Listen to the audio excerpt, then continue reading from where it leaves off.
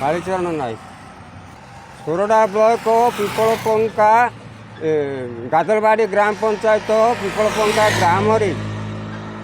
ऋषिकुलिया नदी अडांगी नदी संयुक्त होइथिबा जगार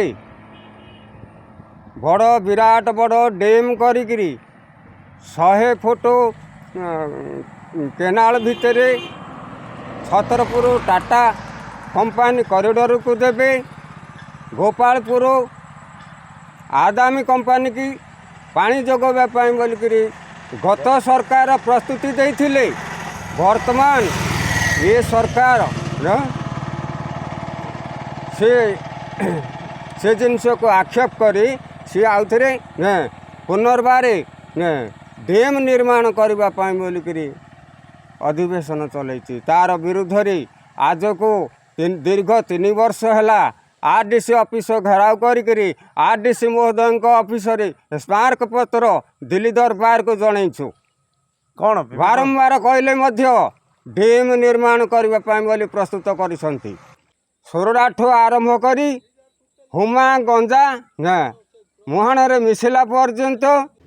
ये तलस्तरीय लक्ष लक्ष लोक नई तड़िया लोक पाइप को बोरिंग करी जीवन जीविका करी चाषबास करी फसल आदाय करी वंचकर होती। 1995 रु 2000 भितर पिपलपंकार डैम हवा थिला टाटा पाई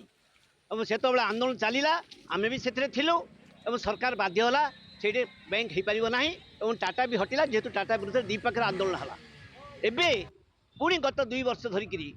गत सरकार ये सरकार कहीं आउ थे नदी के मारे पिपलपंका डैम आनी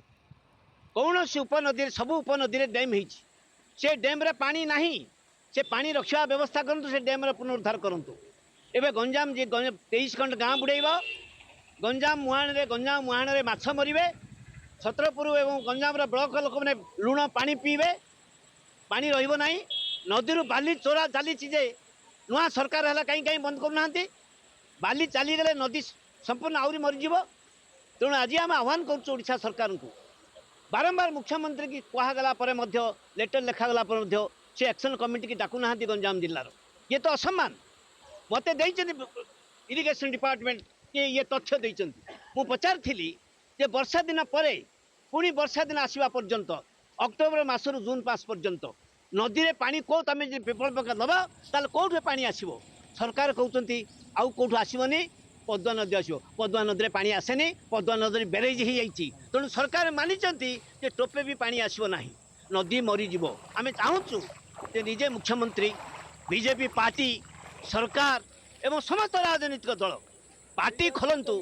जे एभली नदी को मारी दिज्व ना।